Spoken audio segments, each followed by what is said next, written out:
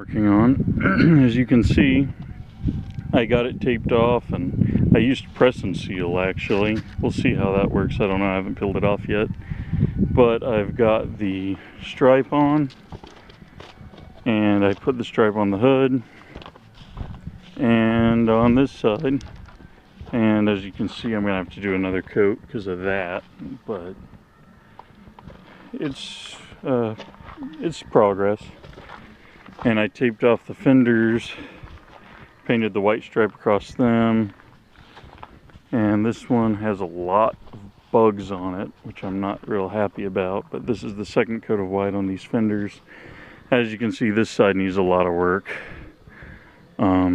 What happened was I had primed and painted both sides white. There's a ton of bugs on there too. And what happened was the paint never hardened. I put hardener in it and everything, but it never hardened. And I could just use my fingernail and go like that, and paint would scrape off. And so what I did today was spent a long time, scraped off all that paint on the ground, and used some other tools, and reprimed it and repainted it, and I put a little more hardener in it this time.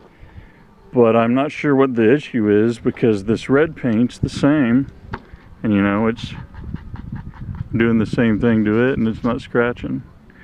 But on that other paint, it sure was scratching easily. So I tore it all the way down to bare metal, and I'm gonna try it again to try lighter coats and a little less thinner. And this side, this paint's all gonna have to strip off because it's doing the same thing. I started sanding it and it just started peeling.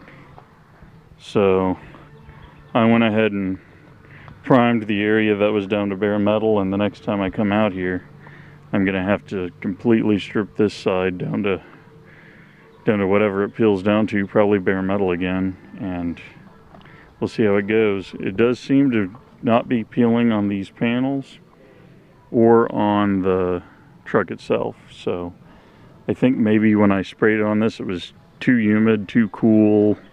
Something was wrong, because it just didn't work very well.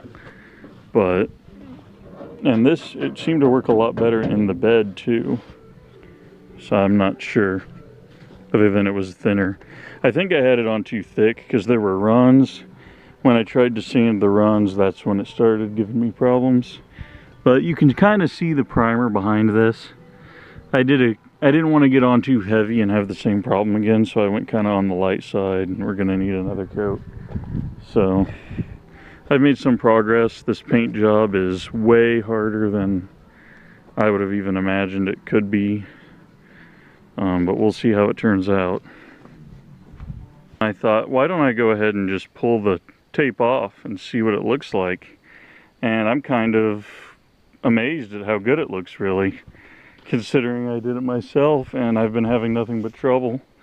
And my press and seal method seemed to be a quick and easy way to mask it off, and I don't see anywhere where the press and seal failed. So I'd say that that's a confirmation on, yes, press and seal does make a good paint mask.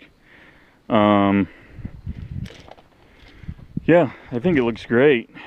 I do need a second coat of red, so when the white's dry the next time I'm out here, I'll tape it off and then repaint the red. You can see where I kind of sanded it down so where the tape would stick, but I think that looks great, really.